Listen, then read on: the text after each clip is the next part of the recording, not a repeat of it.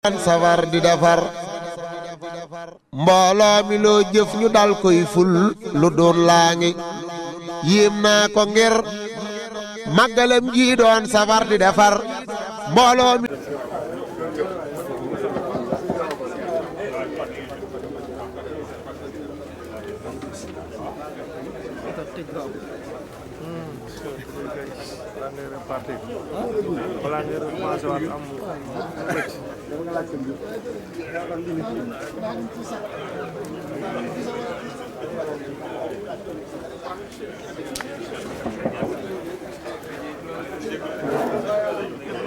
waaw mbokki taalibe yi asalaamaaleykum wa rahmatullahi taala wa barakatuhu. mi nga xamante ni mooy modéré lépp lu jëm ci waxtaan wii ñu war a waxtaanee waaye doon na jekk nag ñu rafetal jataay bi ba jege si bu baax ba kenn ku ne la mu war a dégg mu dégg ko na mu ko war a déggee te déglu ko loolu mooy li nga xamante ni moom la ñuy ñaan ñëpp ma bàyyi kaddu gi ak Serigne Abo Mbacké mu jëttali kaddu yi nga xamante ni moom mooy modéré waxtaan wi. aouzu billahi min ashaytaan arrajim wa inni u'iiduha bika wa dhurriyyataha min ashaytaan arrajim rabbi a'uudu bika min hamazati shayaatiin wa a'uudu bika rabbi an yahduruun bismillahi arrahmani arrahim wa sallallahu taala wa sallama wa baraka ala sayyidina wa mawlana muhammadin wa alihi wa sahbihi wa xayri xadimi. asalaamaaleykum wa rahmatullahi taala wa barakaatu. bokki jullit yi bokki taalibe yi noo ngi leen di nuyu di leen ziyaare bu baax di leen ndokkeel ci jataay bi nga xam ne mi ngi amee ci kilifteefu kilifa yu baax yi toog te ka ca jiitu di sëriñ Hamzatu moom sëriñ Abdou Lahad ak sëriñ Thierno moom sëriñ Muntaqa ak mboolem kilifa yi fi teew. li nga xam ne moo waral jataay bi it mooy jataayu fàttali ko rek la ak fàttale ndax sëriñ bu mag bi dafa nekkoon jóg jëm ci boroomam am yoon wu mu xàll teg ca ñi ko topp ñëpp yoon woowu rek waxtu wu ne buñ gisee lu xaw a nuru lu wàcc raay bi tuuti war nañoo toogaat nun ñëpp fàttalante ndax nun ñëpp ci biir yoon wi lañ nag kenn génnu ci waaye doomu aadama ginnaaw daa matut lay-la rek jikkoy matali jikko ki sunu borom binde wa xalaqal insaanu daifa lay-la mu gaar ko waaye ku ne xam na ne sëriñ bi li mu indi lépp weesuwul jëm ci yàlla jëm ci yonent bi sallallahu alayhi wa sallam ngir yàlla ndax ba mu jógee jëm ci boroomam da ko joxoon yonent bi muy njaati jëm yóbbu ko ci boroomam li mu bind lépp itam lépp tawxiid dong la feese wéetal yàlla ak gëm ko buñ delloo ci mbindam te sëriñ Chouaïbou Kébé dana ci ñëw incha allah loolu rek lañ cay fekk buñ demee ci xasida gi mu tënkee laa ilaha illa allahu muhammadun rasulullahi sallallahu taala alayhi wa sallam ma ngi cay wax naan allahu jalla ilahun la nadira lahu qataan wa man bi siwa da jaa qad fanada yàlla benn buur la boo xam ne amul ndand képp ko indi lu wuuteeg lii waxul lu am lahu samawatu wal arduna jumlatuha maa shaa kaana wa maa lam yakun abada moom asamaan yaag suuf yi lépp bokkaale bu ko kenn lu ko soob mu am lu ko soobul du am mukk mu ne laa fi lxawaaditi shay'un qad yushaabihuhu bin nafsi mustaghniyan an kulliha abada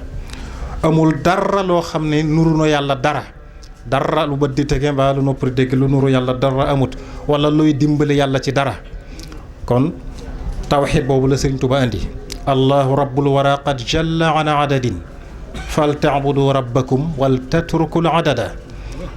mu ne yàlla mooy borom mbindéef yi te màgg na wulis di am ab lim ñu naan ñaare yàlla wala ñett jaamu ji leen seen borom te bàyyi lim bi yàlla kenn la lahul baraaya lahul afaalu jumlatuha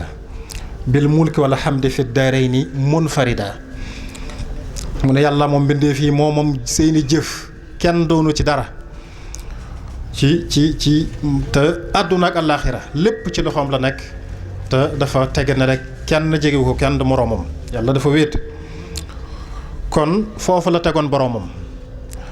ci xasaayir yëpp looloo ci nekk boo demee ci xasida ak bushara lana allahu baqin qadimun laa yushabihu ma bil baali yaxturu wa huwa al mufradul alamu mu ne yàlla kenn la tàmbalewul fenn yemul fenn te amul lenn luy toq cim xel ba nuuru yàlla loo xalaat ci sam xel rek sunu borom jéggi na loolu kon tawxiid boobu la wane dem ba ne noon yi nga xam ne ñoom lay janool la muy jëflante ak ñoom ci jihaad tawxiid la wéetal yàlla sayfi lladi yafri tulaaman thallatu tawxiiduhu fa huwa al ilahu al waaxidu yonent bi it foofu la ko teg yonent bi dafa ko jël teg ci kanamam ne képp koy dox ci kaw suuf yonent bee la gën muhammadun xayru man yamshi ala qadamin muhammadun xayru man lillahi qad sajada kon yàlla wéetal yàlla yonent bi di gën ci mbindéef foofu rek la Sëñ Tuubaa nekk fa la tege woon fa la teg mbooloo mi ko topp mépp moo tax bokk na ci ñi nga xam ne ñoo indi woon xew-xew yi kenn ci ñoom ba mu demee di tuub ci kanamu Sëriñ Muntaqa nga xam ne ci mooy jëwriñu yoon wi Cheikh Sidil Muxtaar yàlla na ñu fi yàgg ca wér samp ko bokk na ca lam ko wax daf ne ko nañu yem fii ñu nu yemloo Sëñ Tuubaa fi mu nu yemloo tegloo nu fa yàlla tegloo nu fa yonent bi tegloo nu fa boppam nañ fa tegee te bañ ko weesu mu ne ko ndax jéggi dayoo ci kéefar dong la ñuy jëmee ak bokkaale loolu waxi Sëriñ Muntaqa la kon loolu rek moo waral jataay bi ñi nga xam ne ñoo ci seenu tur la jataay bi amee nag muy kuréel yi ci yoon wi kuréel yi ci yoonu murit nga xam ne ñooy sàmm ndoonal sëriñ bi ci xam-xam ak ci liggéeyal ko te ba ca jiitu mooy xuddaamul xadim te sëriñ Hamzatu mii ne ci bopp bi ak xuddaamu turaab te maam Cheikh Mbacke mii moom sëriñ Saadiq moom sëriñ Xaadim Awa Ba ne ci bopp bi ak académiyatu minanu baaqil qadim sëriñ Cheikhum sëriñ Muntaqa ne ci bopp bi nga xam ne nun ñi ñoo ko fi teewal ak qurratul ayni ka sëriñ Chouaïbou Kebe mi ngi fi al wafa bi bu daarul mooti yépp di yëngu ci xam-xam ak liggéeyal sëriñ bi sëriñ Xalil Mbacke mi ngi fi teewal leen fi kon jamayaat yi ci seen tur ak ci turu taalibe yi nga xam ne xëy na jotaguñ seeni accord ba man cee wax te ñoom ñëpp wóor nañu ne ku ko ci dégg ànd ci ñoom ñëpp ñu ngi ci biir li daal moo waral jataay bi niñ ko tërale nag mooy sëriñ Chouaïbou Kebe mii ci sama wet mooy wax bayaan bi li nga xam ne moo tax a jóg jataay bi dëgg ak ci lim jëm moo koy wax bu ko waxee ci wolof ba àggal sëriñ Abdullah Fahmi mii wax ko jàllale ko ci français bu noppee nag yeneen kilifa yi fi nekk war cee def ay taaliqaat ay commentaire ñu jox leen kàddu gi kon ñu jébbal kàddu gi sëriñ Chouaïbou Kebe wasalaamaaleykum wa rahmatullah bismillahi arrahmani arrahim alhamdulilahi rabbil alamin wasalaatu wasalaamu ala ashrafi alambiyaai walmursalin sayidina walana muhammadin almakin wa ala alihi wa sahbihi dawi ridwani waltamkin bismillahi arrahmani arrahim qul huwa allahu ahad allahu samad lam yalid walam yulad walam yakun lahu kufuwan ahad mbokk jullit yi mbokki taalibe yi ñu ngi leen di nuyu di leen di siyaar ci turu jamhiyatu xuddaamil xadim ci turu jamhiyatu akademiyatu minanil baaqil qadim ci turu daairatu xuratul ayn ci turu daairatul wafa jamiyatu muassasatul wafa bi xuquqil iman ca daarul muxti ci turu jamhiyati turaasil xadimi xuddaami turaasil xadimi ñooy wax ne ngir jëfe li yàlla wax ci alquran ne na am ci yéen mbooloo moo xam ne day jug di woo nit ñi ci lu baax di leen digal li yàlla digle di leen tere li mu bañ ne nag faw war naa am ñu koy def te ñooñu ñooy ñi nar a texe ak it li yàlla wax ne yàlla rëbb na waa banu israila ña ca weddi ci turu sayidina daawud ak sayidina isa ibnu maryam ngir liñ saxoon di mooy yàlla ak a jalgate ndax kat dañ daan def bu ñuy mooy yàlla kenn du leen ko tere bu ñuy def lu bon kenn du leen ko tere yonent bi ak li yonent bi wax ne ku gis lu bon na ko tere bu ko mënee na ko tere dindi ko ci loxoom bu ko mënut na ko def ci làmmiñam bu ko mënut na ko def ci xolam te loolu mooy li gën a néew ci li ab jullit war a mën a def nee na ngir jëfe ndigal lii yooyu yàlla digle ci alxuraan yonent bi digle ko ci xadiis moo tax mbootaay yooyu bi xew-xew bi amee ñu àndandoo lëkkaloo di defi jéego ci soppi munkar lu ñaaw lii am ak delloo xale yi ko doon def bañ tuub def nañ ci jéego ci jokkoo ci lañ war a jokkoo ci suuf lañu mujje nag mooy def déclaration bii ñëpp dégg ko mooy bi ci njëkk ñaawlu nañ bu wér a wér ànd koog mbooleem jullit yëpp ànd koog mbooleem murit yëpp ànd koog mbooleem nit ku baax lii ay xale yu xamul dara tënkuwuñ ci njàngaleem Serigne Touba di topp seen bànneex ak seeni xel ak seeni la leen xel seeni la ñuy woote Pastef ba tax ñuy indi ci njàngaleem Serigne Touba ak ci diine loo xamee ne lu juunoo la ak njàngaleem Serigne Touba nee ne ñoom ñëpp ñi ngi àndandoo di ko ñaawlo di jéem di fàttali seen bopp fàttali lépp ne lépp luy tax nit ki génn ci diineem lépp luy tax mu bàyyi njàngaleem Serigne Touba ñi ngi def i pexe ngir génne ci képp ku ci nekk te delloowaat nit ñi ci siraatul mustaqim ni ko Serigne Touba jàngale woon bañ caa yokku dara bañ caa wàññi dara kon ñi ngi ñaawlu bu baax a baax li nga xamee ne phénomène yu bees yi tàmbale am yi nga xamee ne ci turu Pastef ci turu xër ci sëñ bi tax nañuy sos ay tur yu bees tur yoo xamee ne li muy indi mooy ak weddi yàlla wala ak bokkaale ba àgg ci di soppi njàngalem Serigne Touba di réeral seeni moroom ci ay gëm-gëm ak i xalaat yu juunoo ak li Serigne Touba daan jàngale ba nga xamee ne ñoom li ñu wax liñ ci mën a wax rek mooy li alquran waxoon ne kaburat kalimatan taxruju min afwahihimu in yaquluuna illa kadiban nee na ndaw lu rëy li ñuy wax ci seen gimiñ lu rëy la rëy la ñu wax li ñuy wax day lu rëy la loo xamee ne kenn mënu koo tollole alxuraan a ko wax nee na li ñuy wax lépp ay nar dong la ak te loolu Sëriñ Tuubaa saxal na ko ci mbindam nee na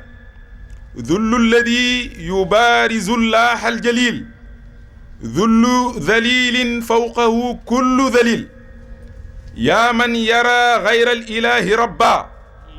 wa gayra afdali alwara muhabba nazaa min sadrika rabbi nuura kun bil muniiri taaliban muniira nee na kuy jéem a tëkkale yàlla keneen wala ngay jéem a lewaatoo moom di ko wutal morom nee na yow da nga toroox ba fa toroox mën a yam kenn foofa ngay tàmbalee nag jëm fu kenn amut dhullu dhalilin fawqahu kullu dhalil mu ne yow mii jàpp ne yàlla am na keneen ku dul yàlla wala ngay jàpp ne am na kenn ku ñuy war a jegeleel yonente bi alayhi salaatu wasalaam na la leer ne ci lëndëm ak réer dong nga ne bu doon am nga lenn ci leer yàlla rocci na leer gi nga amoon ba dara nekkatu ci yow kon nag li nga war a njëkk a def mooy gaawal tuubi te wuti sàkku ji leer jaare ko ci yonente bi alayhi salaatu wasalaam nga xam ne moom la yàlla wax ne siraajan muniira nee na man Serigne Touba lii jaada bi tawxiidi rabbiyal ahad musjaada lii bi qul huwa allahu ahad man la yàlla may tawxiid moo ma may qul huwa allahu ahad ma am ko di ci yar sama njaboot kon képp kuy woote woo leneen lu dul loolu na la leer na la yoonu seytaane nga topp seytaane moo la solu bëgg laa sori lay njàngalem diine njàngalem Serigne Touba bi ndax Serigne Touba bi dafa ñëw ngir xettali nit ñi bëgg a këf ñëpp dugal àjjana seytaane ne ko loolu du fi am bëgg këfaat ñim këf yóbbaa leen sawara kon nag ñi ngi woo xale yi bu baax a baax a baax ñu xam ne lii ñu Sëñ Touba rëddal mooy yoon wi mën a muccal tey ak ëllëg kon nag ñetti mbootaay juróomi mbootaay yooyu ñi ngi bàyyiloowaat xel seen bopp di ko bàyyiloo xel ñëpp ne lii xew alerte la war a doon bu rëy ci ñun ñu gën a bàyyi xel li ñu sëñ Tuubaa bàyyi indil njàngale mi ñu sëñ Tuubaa rëddaloon nga xamee ne léppam tawxiid la mooy ki ëpp lu mu taalif ci tawxiid indi nañ fi lu toll ci ñaar fukki téere ak lu teg loo xamee ne lépp sëriñ Tuubaa ku taalif ci tawxiid kon dañu jàpp ne képp ku génne ci daara yi sëriñ Tuubaa jooju wala nga yarewoo ci keppaaram yow jëmmi tawxiid yuy dox nga ku la xam ku la gis na tawxiid gis na imaan kon nag loolee jaraloon sëriñ Tuubaa muy sonn suba ngoon di ci yar ay taalibeem di ci taalif ba taalif ji lu toll nii loolu la ñuy woote waat ñëpp ñu dellu ci di jàngale ak a yar fexe ba njàngalem sëriñ Tuubaa dugg ci xol yi ndax kat ñoom mbooloo yooyu ñi ngi ne jommi nañ di jaaxle te waaru ci ku mën a yaroo ci keppaaru ku def lu toll noonu ci tawxiid yar ci ay taalubeem nan la ab taalubeem wala ku koy woote woo di mën a wax ju rëy jooju ci sunu borom kon ñi ngi woowaataat ñépp ñu fonkaat njàngalem sëriñ bi ndax kat moo wax ne a'la al-maqaamaati inda allahi fi hada az-zaman iskaanu at-tawxiidi fi al-qalbi fa kathirun min annaasi yaxrujuuna min ad-dunya bi gayri iman wa kathirun yushayyi'uuna al-fujjaara ila an-naari wal-iyaadu billah nee na maqaama mi gën a rëy ca yàlla ci jamono ji ñu toll mooy fexe ba dëgëral tawxiid dëkkal ko ci sa xol ndax kat li tax ñu jara fonk tawxiid mooy ñu bari nar nañoo génn adduna te duñ génnaale tawxiid wal iyaazu billah nee na ñu bari danañ gungewaale yéefar yi ànd ak ñoom dem sawara wal iyaazu billahi taala sëñ Tuubaa am njàngaleem léppam tawxiid la woon ci la laan yar ay taalubeem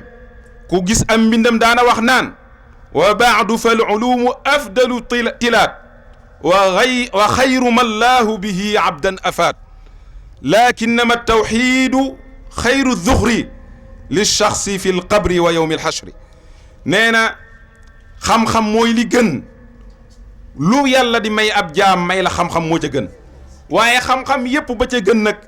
benn yemu ci ak tawxiid ndax mooy liy jëriñ nit ci dundam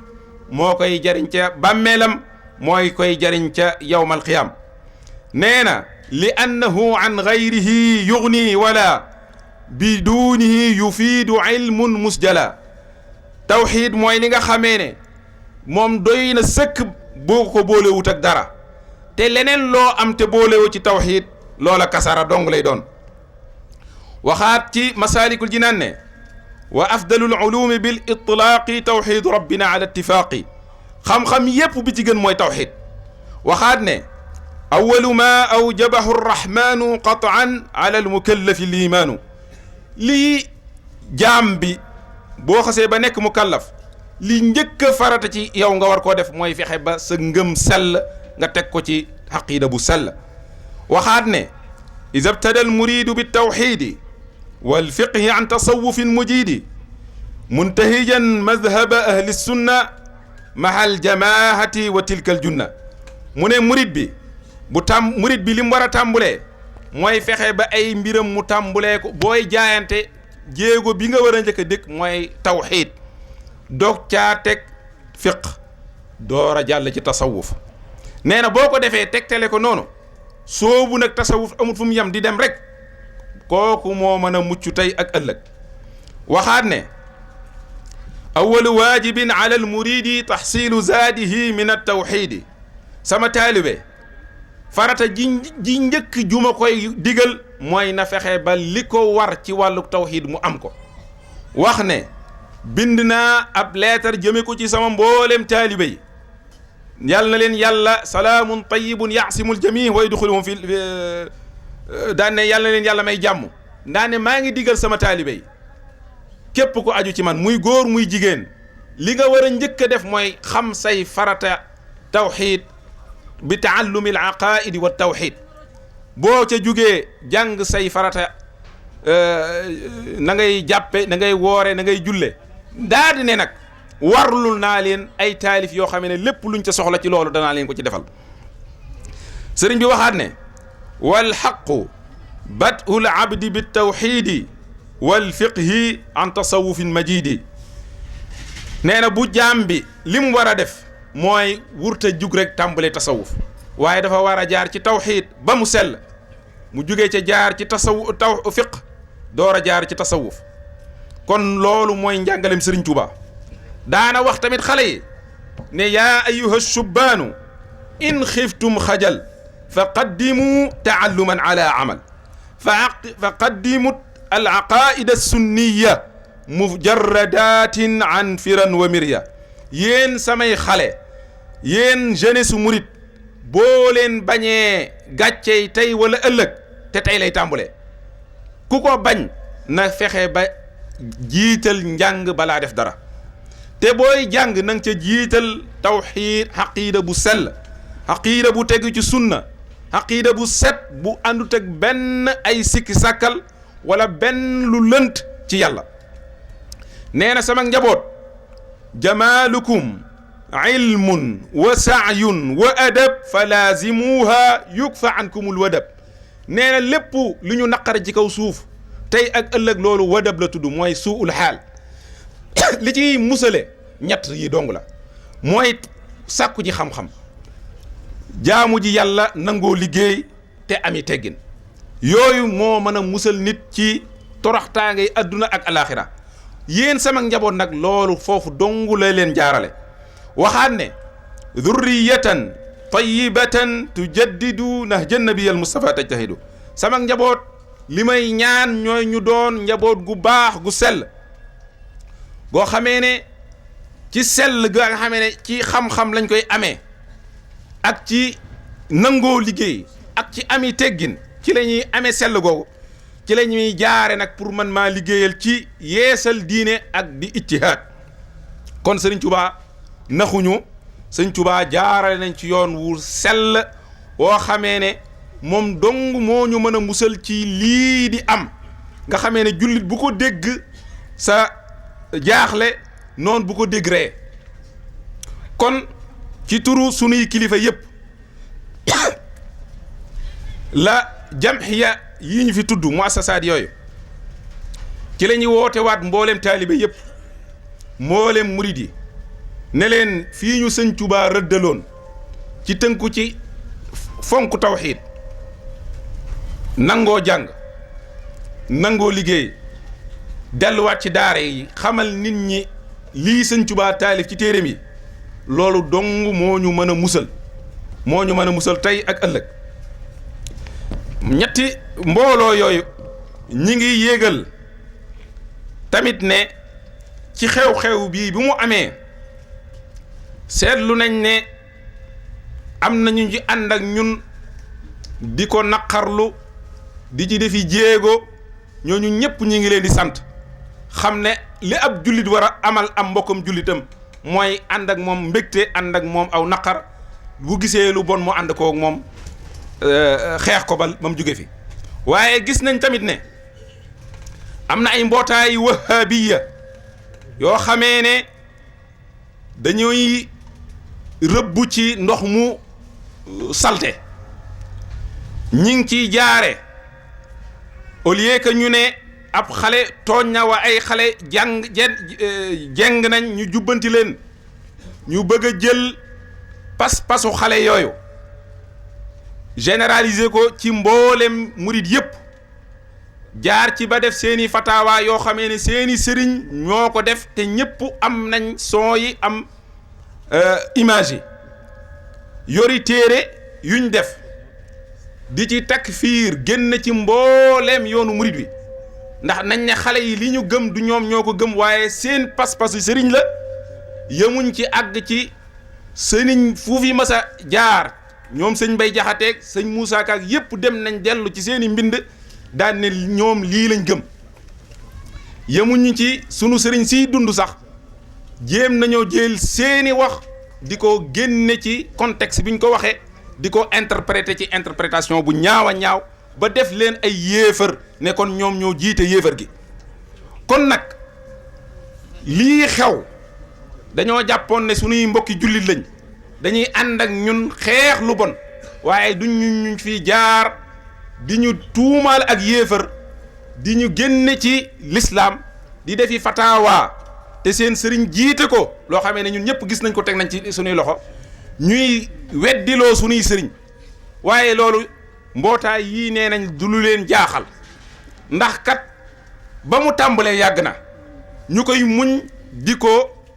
di ci am ak maslaa bind nañ ab téere képp kuñ masa yaakaar ñu tudd saw tur tàllee ko ci Cheikh Abdul Qadir Jeylaani Cheikh Abul Hasan Asadali ñoo ñëpp sëñ Tuubaa nee na masaayix yi Sayyidina al Jilaani wala Sadali wa Ahmadu Tijaani képp ku sëriñ Tuubaa nee na sama sëriñ la ñu ne ab yéefar la génn na ci diina ji yemuñ ca tàmbale ko képp ku gëm xaqida la chari yi ñu génn ci lislaam képp ku ñuy yaakaar kon kooku bu génnee sunu sëriñ sii fi weesu wala sëriñ sii di dund loolu du ñu jaaxal waaye ñu koy xamal ne ko boo amee yow boo dul jàpp ci majaaz bu dee wax juñ jël ju ne xaq yi nga koy def doo ko jàppee woo ko majaaz ñun amuñoo yow wax ndax ci turu loolu nga jël yàlla jox koy loxo jox koy tànk toogloo ko ci sées def ko comme nit kon nag ñun ku mën a jël yàlla def loolu ñun dañ lay baal rek di wax li Sëñ Tuubaa waxoon ne fa kullu man asaa zannahu biya falyaqallib qalbahu ya rabbiya ci waaye nag di waxaat tamit li Sëñ Tuubaa waxoon ne fa kullu man chatamani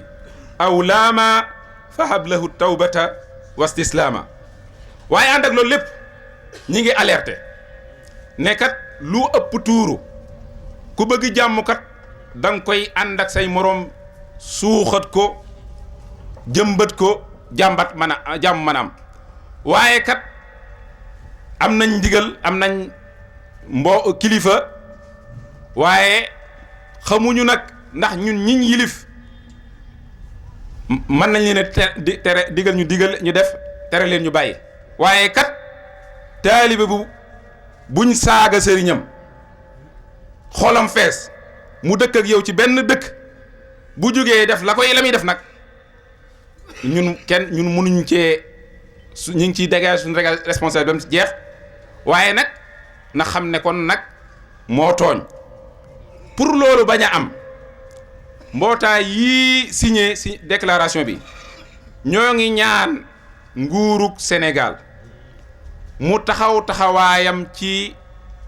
aar ay citoyen fexe ba jàmm am fi ñi bëgg a indi fitna bëgg a toog ci bopp nit ñi di leen génne ci diine ñu delloo leen seen place te wax ñu respecté seeni moroomi jullit ndax kat koo respecté wut génne ko ci diine ndax ci atte fiq la képp koo takfiir wax nga ne deretam mën nañ koo tuur képp koo ne mën nañoo tuur deretam mën ngaa jël alalam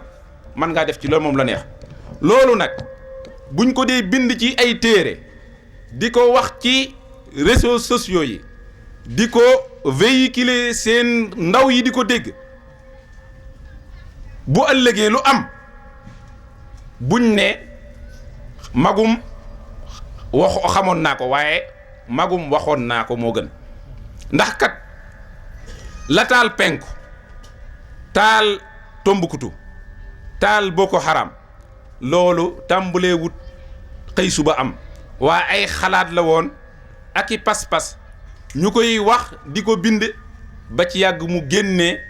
ci wax ak bind ñëw doon action moo tax UNESCO daana wax ne ku bëgg a xeex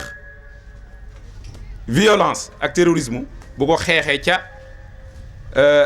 champ de bataille ya waaye da nga koy xeexee ci xalaat yi kon ñoo ngi ñaan ci turu mbootaay yi mbind mi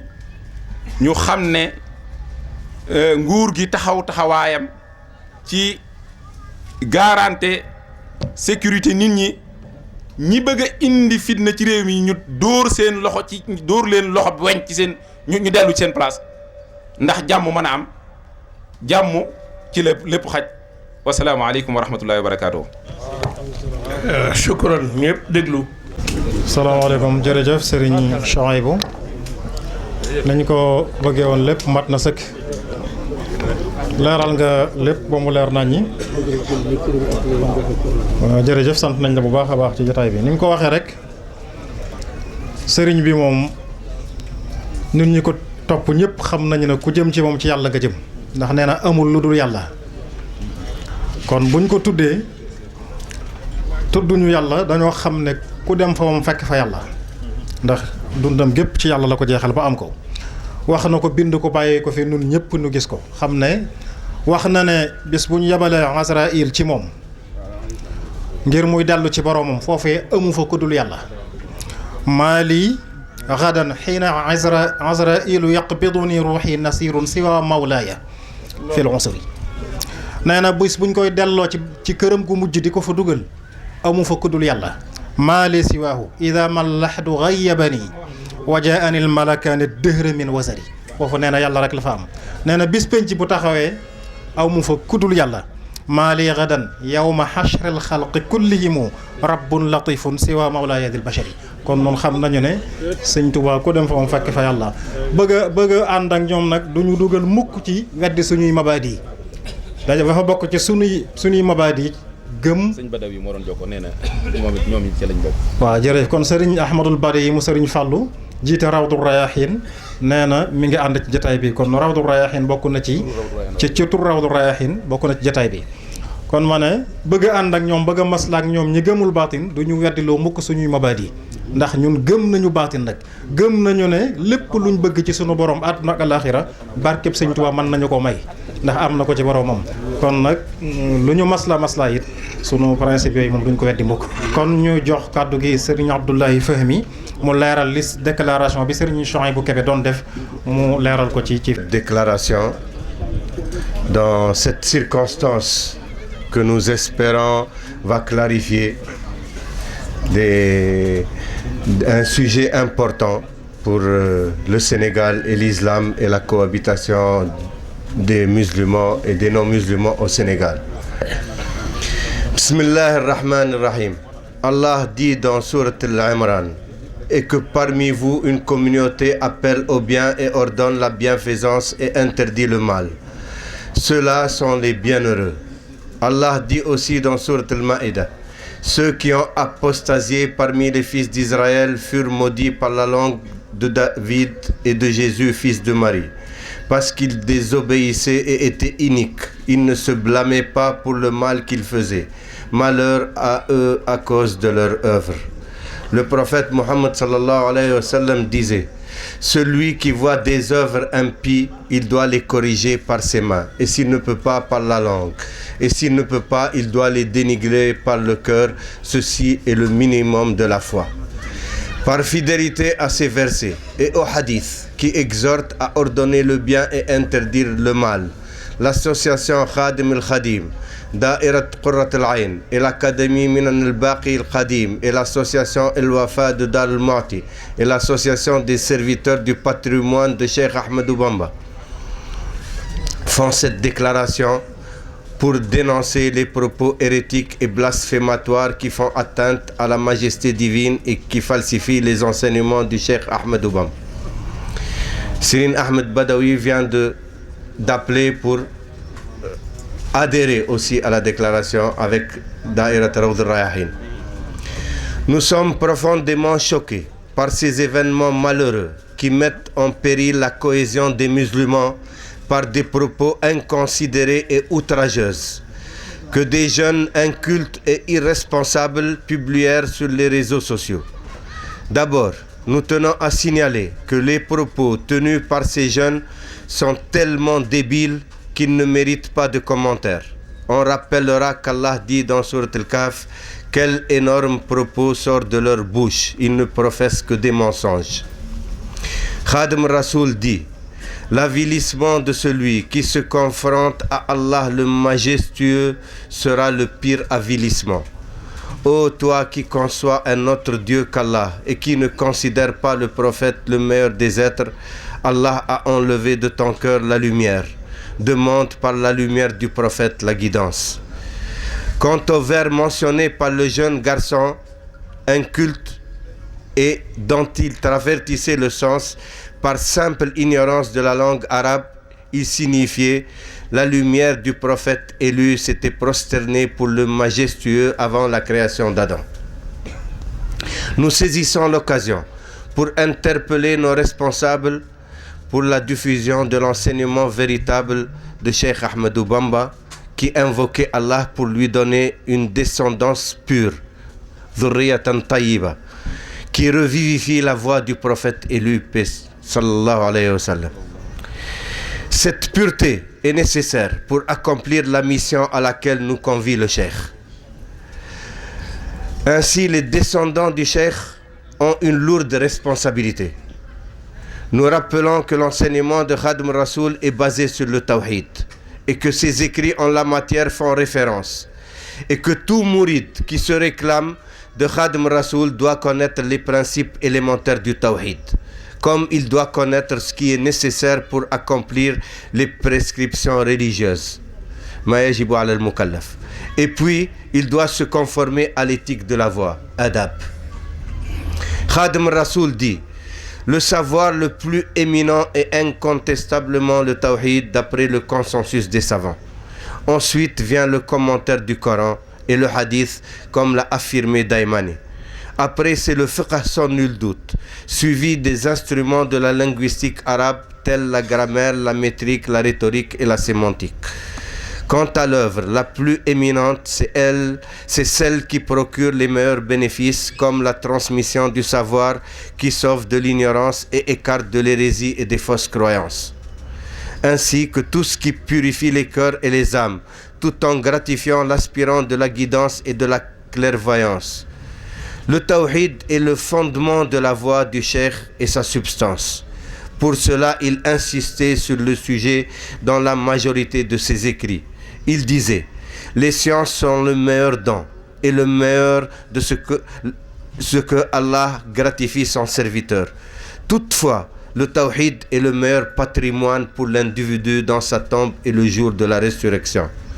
La plus excellente des sciences est absolument le Tawhid d'après le consensus des savants. La première obligation prescrite par Allah est incontestablement la foi, iman. La prescription initiale pour le mourid est l'initiation au Tawhid. Si le mourid commence par le Tawhid et par le fiqh, puis par le tasawuf, tout en adhérant à la doctrine d'Ahl al-Sunnah et du consensus, il sera préservé de la sédition, fitna. Dans ce cas, le Tawhid serait comme l'esprit de la religion, alors que le corps serait l'islam et le tasawuf serait sa parure par laquelle il s'embellit. Ainsi, le Cheikh nous a tracé la voie immaculée dans ces versets et dans d'autres encore. Ô jeunes, si vous craignez la honte, donnez la préférence à la connaissance sur les œuvres. D'abord, les articles de la foi sunnite, loin de toute hérésie et de toute innovation. Votre excellence est dans la connaissance, l'action et les règles de bienséance. Préservez sur cela, vous serez préservés du malheur ici et demain. Ceci étant clair,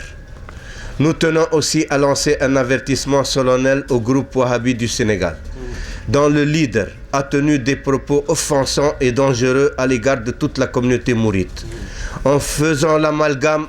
avec inconscience ou par mauvaise foi entre les propos de ces jeunes incultes que nous dénonçons énergiquement et des propos d'une haute dimension spirituelle qui ne peuvent pas être comprises hors de l'ordre allusif et parabolique, surtout que les significations du Coran et des hadiths expliquent ces réalités. Nous nous contenterons de donner une leçon de théologie et de savoir-vivre pour la morale, mais nous lançons un avertissement clair et net à ce groupe pour qu'il corrige ses erreurs doctrinales et surtout pour qu'il mesure la gravité de sa position. Notre prophète Mohammed sallallahu alayhi wa sallam dit: nous, la communauté des prophètes, on nous a ordonné de parler aux gens d'après leur niveau d'entendement et d'honorer chacun à la mesure de sa dignité. Allah dit dans Sourate Al-Ma'idah: ô vous qui craignez Allah, cherchez vers lui une médiation. Et aussi dans Sourate Al-Imran: si vous aimez Allah, suivez-moi, Allah vous aimera. Pour cela, notre cheikh disait: Allah m'a indiqué Mohammed et Mohammed m'a guidé vers Allah. Le jour du jugement, chaque communauté viendra derrière son imam, comme Allah l'a révélé dans Sourate Al-Isra, le jour où on interpellera chacun d'après son imam. يوم ندعو كل أمة بإمامه. Celui qui obtiendra son livre par la droite sera avec ceux qui liront leur livre et qui ne seront point lésés. Mais celui qui est aveugle dans cette vie sera aveugle dans l'au-delà et il sera davantage dans la perdition. Le savant wahhabite sénégalais insinua que tous les mourides seraient des hérétiques. Or, il avait déjà traité les illustres savants et saints de l'islam d'hérétiques dans son livre Taqdis al-Ashkhas. Ainsi, l'imam Ghazali, Cheikh Abdul Qadir Jilani, Abul Hassan Chadli, Cheikh Ahmed Tijani et beaucoup d'autres étaient considérés des apostats ou des hérétiques d'après lui. Donc, il n'est pas étonnant de sa part de s'attaquer à nos cheikhs, surtout que son idéologie wahhabite, d'ailleurs remise en cause par les wahhabis saoudiens eux-mêmes qui constatèrent qu'ils se sont fait les ennemis de tous les musulmans. Ash'arites et soufis particulièrement qui représentent 80% des musulmans sunnites, sans parler de la haine farouche qu'ils ont contre les chiites et autres. Aujourd'hui, en Arabie Saoudite, ils sont en train de réviser leur idéologie. Ils disent que les wahhabites de la périphérie sont plus fanatiques que nous en Arabie Saoudite. Nous conseillons vivement à ce très particulier savant de ne plus se hasarder dans les sujets qui lui échappent et qui sont hors de sa compétence pour ne pas créer des incompréhensions qui risquent de créer des conflits ou des drames. Surtout que la communauté mouride prendra désormais les mesures nécessaires pour que ceux qui suscitent la fitna soient durement réprimandés. Mais pour le moment, on ne lui dira que ce que notre cheikh a dit. Ô Seigneur, tous ceux qui m'insultent ou me dénigrent, accorde-leur le repentir et la soumission. Tous ceux qui ont une mauvaise opinion de moi, retournent leur cœur vers moi. Nous espérons que cette déclaration aura ses effets, car nous sommes déterminés à faire barrage à cette mouvance extrémiste et fanatique qui gangrène les têtes de nos enfants et nous appelons tous les mourides à être vigilants, surtout à Touba. De même que nous signalons aux autorités politiques du Sénégal le danger représenté par les groupes qui lancent l'anathème takfir contre les autres, car cela a des conséquences graves et irrémédiables quand de l'idéologie on passe à l'acte, comme ce fut le cas dans de nombreux pays depuis le Mali voisin et le Nigeria, et cela prolifère un peu partout comme on le voit dans les pays arabes. Et pour conclure, il faut savoir que la chance du Sénégal d'avoir Khadim Rassoul doit être méditée par tous Sénégalais, parce que ce n'est pas seulement la chance du Sénégal, mais de toute la Ummah du prophète Mohammed sallallahu alayhi wa sallam. Khadim Rassoul a pris à sa charge toute la Ummah. حط أمة المصطفى عن كل مفسدة ولترحم الخلق يا من جدهم بدأ يا مالك الملك يا من جل عن قود ارحم جميع الورى يا هاديا ردأ محوت ما قد نحاه القلب من ضرر بأفضل من لله بجاه أفضل من لله قد لجأ آمين والسلام عليكم ورحمة الله وبركاته. bokk na ci ñi nga xam ne ànd nañ ci jataay bi te ñu ko mu amee ci seen tur Mouride Action bokk na ci kon ñu xamal ko ñëpp. kon nag defe naa waxtu wi xat na xanaa ñaan kilifa yi rek ñu tënk dañuy jox Serigne Maam Cheikh Mbacke Khadim Awa Ba mi nga xam ne moo jiite Xuddaamu Turaas moo andi ay taaliqaatam. bismillahi rahmaani rahim. alhamdulillahi rabbil alamin alhamdulillahi alqaa'ili fi muhkami tanzilihi yaa ayyuha alladina amanu taqullaha haqqa tuqaatihi wala tamutunna illa wa antum muslimun wasalaatu wasalaamu ala sayidina wa nabiyina muhammadin wa ala alihi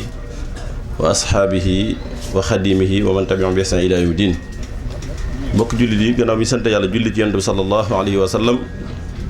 ñu ngi leen nuyu di jiital ci nuyoo bi sëriñ Amsatu Mbakke moom sëriñ Abdoulahat Mbakke Xaadimu Rasul mi nga xam ne tey moo jiite jataay bi ñu nekk tey te ñu daje ci ay kuréel yu wuute yu nekk ci biir ay wuute yu tur laa waaye ñu bokk benn bëgg-bëgg muy kuréel yi nga xam ne ñoo nekk ci biir kër Serigne Touba di liggéeyal Serigne Touba tey nag ñu daje fii tey ci Masaalikul Jinaan ngir xew-xew ndax dañoo wax ne kulli xaadisin xadiis xew-xew boo xam ne am na boo xam ne yaakaar naa ñenn ci ñi nga xam ne ñu ngi topp liy daw ci biir maanaam tuddee réseaux sociaux yi xam nañ ne am na lu xew ni ko macha allah tabaraka mbokk yi waxee ci bayaan bi nga xam mooy discours bi nga xam ne mbooleem kuréel yi nga xam ñoo nekk biir yoonu Sëñ Tuubaa yi d'accord nañ ci te man ma bokk ci kenn ci kuréel yooyu muy jamiyatu xuddaamu turaas Ahmad Bamba muy xuddaamu turaas association des serviteurs du patrimoine de Cheikh Ahmad Bamba ñun ñëpp ñu ànd d'accord ci ne nañ def benn bayaan boo xam ne danañ càmbar jàngat bu baax a baax xew-xew bi nga xam ne jot naa am ci xale yoo xam ne nekk nañ ci biir yoonu Sëriñ Tuubaa yi xëy na xër jàpp na leen ak ñàkk xam ak ñàkk change dajeeg xëy na ñoo xam ne yoon wi Sëriñ Tuubaa bëgg ñu jaare leen fa amuñu ko ba mujj jàdd aw yoon woo xam ne yoonu doy waar la woo xam ne mësee su ko xam ci biir yoonu Sëriñ Tuubaa yi loolu bi mu amee xëy na dem nañ ba mbiri jéggi loxo ba xale yooyu daal di yëkkati kàddu nag yoo xam ne wax dëgg fa yàlla ëpp na di sax di ca jaaraat waaye alhamdulilahi rabbil alamin bi nga xam ne waxtu wii ñuy defee déclaration yi xale yooyu deltuwaat nañ ginnaaw ci kilifteefu sëriñ Muntaxa Mbakke yàlla na fi yàgg te wér mi nga xam ne mbokk yi dox nañ ci ay jéegu bañ yóbbu leen ci ñoom ba pas-pas yooyu ñu amoon muy pas-pas yu doy waar yoo xam ne Sëriñ Tuubaa xamu ko mësu ko wooteelu ñi ko mas a wut ñi ko mas a wuutu nekkoon fi di ay xulafa yoo xam ñoo ko wutu mësuñoo gis ku ci woote lu mel noonu mësuñoo gis ñu ci woote ñu mel noonu kon loolu dañuy jàpp ne mbir la moo xam ne mu gaar la moo xam ne dafa am lu gaar am nag bu amee ba yàlla dimbali ñu am ay kilifa yu mat sëkk yoo xam ne biñ ko yëgee fexe nañ ba jàpp xale yóbbu leen seen kanam bañ delluwaat leen ginnaaw kon loolu dañ ci sant yàlla subhaanahu wa taala waaye ndax dañ naan delt nañ ginnaaw rek doy na ñu daal di toog déedéet faw tamit ñu jéem a daje ñun ñi nga xam ne xëy na ñooy sàmm ndono li ak ñi nga xam ne ñooy ay jàngalekat ak ñi nga xam ne ñoo ñëpp dañ leen a topp bu ko defee ñu mën a fexe xool ba lu mel noonu duñ ko déggati bokk waa ak ñi nga xam ne dañuy jaar yoonu mel noonu bu mu leen yóbbu ci baat yu mel noonu wala jëf yu mel noonu nan lañ mën a fexe ba loolu du amati kon xëy na loolu moo waral suñ daje bi tey ñu yëkkat suñ kàddu ba àdduna bépp di ko dégg xam ne loolu xale yi doon def du nekk loo xam ne Sëriñ Tuubaa moo ko digle déedéet waaye du nekk loo xam ne dañ leen caa yar déedéet waaye du nekk loo xam ne dañoo gis ñu koy def da fekk ne yàlla subhaanahu wa taala moo bind noonu àdduna comme yenante yi fi jaaroon te ñoom ñooy sëriñu awliya yi ñooy sëriñ nit yàlla yi ñoom sax mucc ñu ci mbooloo yu mel nii mucc ñu ci kon jàpp naa ne nitu yàlla yi pour ñu mucc ci loolu dana jafe loolu mën nañ cee jàpp ku mel ne yonent yàlla Isa ibnu Maryama gis ngeen ne wax dëgg yàlla ab yonante la waaye dem nañ ba jiiñ ko ne ko doomi yàlla jiiñ nañ ko ba nii may wax ak yow nii ñi ko topp dañoo wax ne doomi yàlla la nangam kon loolu yaakaar naa ab yonante bu ci muccut kenn du ci mucc kon loolu jàpp nañ ne Sëriñ Tuubaa tamit lu mel noonu xaw na koo dal ak malgré que li mu bind nim leer naññ koo xam ne première waxam shahidu anna allaha rabbul xalqi wa anna ahmada rasulu xaqi seere naa ne yàlla mooy borom mbindeef yi te yonent bi sallallahu alayhi wa sallam mooy yonent bi yàlla subhanahu wa taala yónni koo xam ne dem na ba li ko gën a setal ginnaawam comme ni yàlla setale yonent yàlla Isa moom setal na boppam dem na ba ñaari tur yi nga xam ne képp ku tudde sa bopp dañuy xam ne wóoteetoo ubudiya waaye wóoteetoo nubuwa mooy al abdu al xadim Sëriñ Tuubaa tudde boppam al abdu tudde boppam al xadim kon kooku seetal na boppam ci ay mbindam comme ni yàlla subhaanahu wa taala seetalee yonent yàlla Isa ci biir alquraanu karim ba mu ko laajee wax ko nga xam ne yowmal xiyaam ñëwagut waaye suñu borom layal na Isa ma Isa ne ko loolu day bu ma ko waxee xam nga ndax yàlla dana ko ndax yaa wax ñi la topp ne leen lañ la jàpp yow yàlla ak nañ la jàpp yow ak sa yaay def leen ñu yàlla te bañ maa jaamu yonent yàlla Isa ne ko déedéet loolu day bu ma ko waxee xam nga bu ma ko xut xam nga ndax xam nga nekk noonu te xamal nekk ci yow kon mel na que Sëriñ Tuubaa tamit noonu la ko yàlla subhaanahu defal mu bind yu leer nañ yoo xam ne ñëw na ci bayaan bi nit ñi liir nañ ko mu nekk loo xam ne day woote jëm ci yàlla mbokk yi am na xasida goo xam ne gu yéeme la goo xam ne Sëriñ Tuubaa mi ngi ko tuddee xijaabu daarayni fi ta'awud min an-naarayni ci première bay du njëkkee ma ngay wax baat yu yéeme yoo xam ne day dellawaat lépp yàlla subhaanahu wa taala muy rububiya muy ubudiya yooyu yëpp di ko dellawaat yàlla fa muy wax ne kullul mahamidi li ma yaasimuna musalliyan ala alladi yaumuna lahu jamiul xalq wal amru bila tanazuin wala xilaafin musjala lahu samawatu wal aradun wa ma baynahuma subhanahu ma adama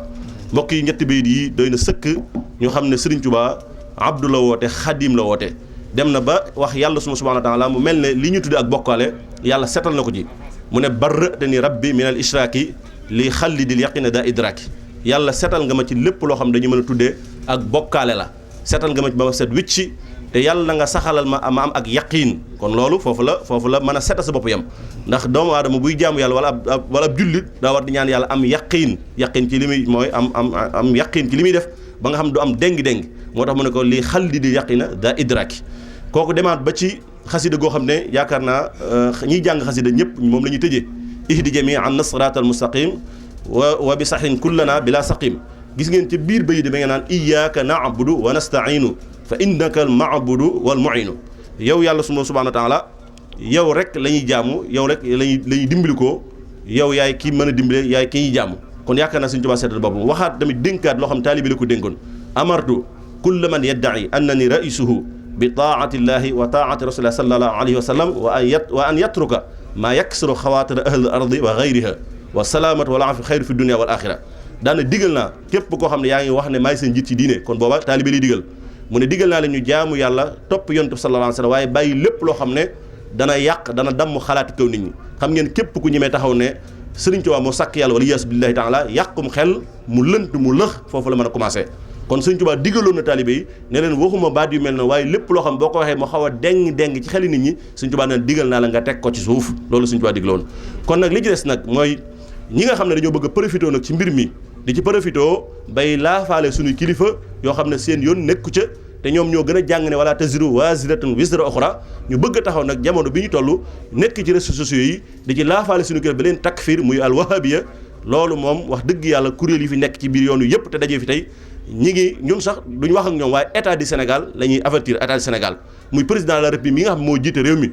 te ñu wax ne am réew bala ñoo nit ñi mën a jàmm muy démocratie man fa am lenn ma fa am jàmm dafa war a am te gis nañ ne réew yi tàkk yëpp ci monde islam bi jaarewut ci politique waaye ci diine la jaare ñu gis ne fa mu jaare ci diine mooy kàddu yu mel nii moo fa jógoon nit ñi takk fii nit ñi di leen génn ci diine ñu dem a dem wala yaas billahi taala ba àgg ci jër arme gis nañ ne amagu ci réew mi du Sénégal waaye tànk yi ñu gis ay nit ñoo xam ne dañu leen jàppe woon ay kilifa ñu jiite ay xale ñoo xam ne dañoo maanaam li ñu mën fanatisme dafa nekk ñoom ba jax takk radicalisme nekk ñoom ba jax takk nga ñimee nekk seen kanam di jël discours yu mel ni ci moment yu mel nii di takk fii ay kilifa naan xale yooyu lañ def du ñoom waaye seen i kilifa lañ gis yu mag ñuy wax lu mel noonu wala yaas billahi taala foofu la jéyee mën a yem kon loolu ñu ngi ci avertir état du Sénégal muy président de la république mu jël ci ay matukaay ndax réew mi kat jàmm lañ ko mas a xamee te diine ji fi nekk mooy diine l'islam ñuy dund ci yoonu soufisme jàmm ak salaam lañ mas a xamee kon daal ci turu xuddaamu turaas bi nga xam moom lañ jiite loolu lañu def déclaré wasalaamaaleykum wa rahmatullahi taala wa barakatu alhamdulilahi rabbil alamin wasalaatu wasalaamu ala alhaadi al amin sayidina muhammadin al makin wa ala alihi wa sahbihi zawi ridwani wa tamkin bokki jullit yi bokki taalibe yi ñi ngi leen di nuyu kenn ku nekk sa tur ak sa sant di jiital ci nuyoo bi sëriñ Xamsatu mi nga xam ne mooy sababu jataay bi ak mbooleem kilifa yi nga xam ne seq na ak ñoom jataay bi ñu wuy si ko ñoom ñëpp ñu ngi leen di nuyu di leen ziar di rafetlu woote bi nga xam ne dara taxul mu di ko woote lu dul jëmmi yàlla loolu lu am solo la wootewul ne dañoo attaqué sama baay wala dañoo attaqué sama maam wala dañoo attaqué na waaye dafa woote ngir delloo nit ñi ci pas-pas yi nga xam ne moom lañu war a fas jëm ci yàlla loolu kon jataay la boo xam ne am na solo ci anam gi nga xam ne ci la ko wootee li ci dolli ko mooy rafetlu bayaan bi kàddu yi ci dolli ko it xanaa feddli ko rek feddli tawkiit lay doon ndax nii nga xam ne ni lañ ko indee lu am solo la muy tontu li ndax anam googu ci la yàlla di tontoo ci ku dal ci kawam moo xam yahud yi la wala ñeneen ñi ci des ndax bi yahud yi ne yadullaahi maghlula daf ne xullat aydihim wa lu'inu bima qaalu bal yadaahu mabsuutataani yunfiqu kayfa yashaa dafay au lieu muy tontonte ak ñoom waaye daf leen di leeral li ñu umpale ba tax ñu ŋàññi ko wala ñu waxe ko nu bokkul ak noonu mu leeral loola nu mu doon façon tontu boobu moom la ñu def ci bayaan bi loolu di lu am solo woone pas-pasub sëriñ bi ak ni mu doon yare murid yi loolu am solo la mu mel ni sëriñ bi nag li muy wax leer na nañ ndax teg na leen ci siraatal mustaqim luy nuru shirk wala yu mel noonu nit xam le ne jubluwu ko jàngalewu ko itam lam yanooni shirkun wala fisqun wala kufrun wala maa yajlubu taqawula wallahu ala qalami kon moom mi ngi teg nit ñi ci yoonu jub xocc te mooy autoroute bi nit ñi nag dañuy bëgg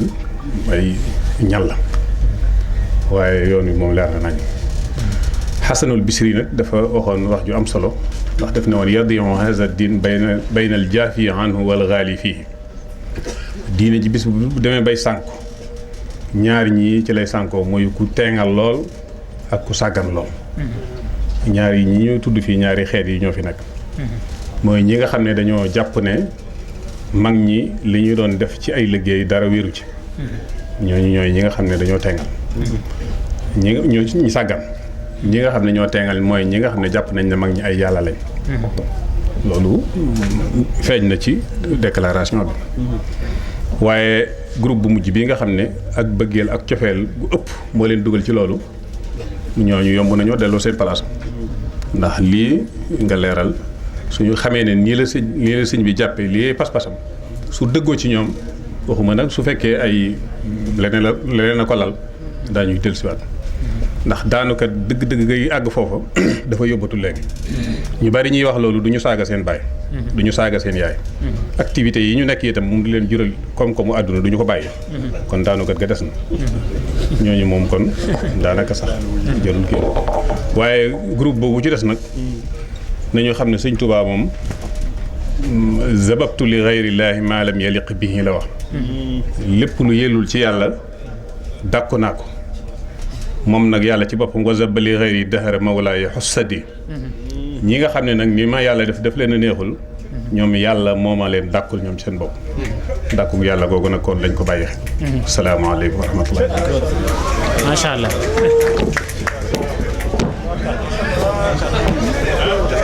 safar di defar mbooloo mi loo jëf ñu dal koy ful lu doon laa ngi yéem naa ko ngir màggalam gi doon safar di defar mbooloo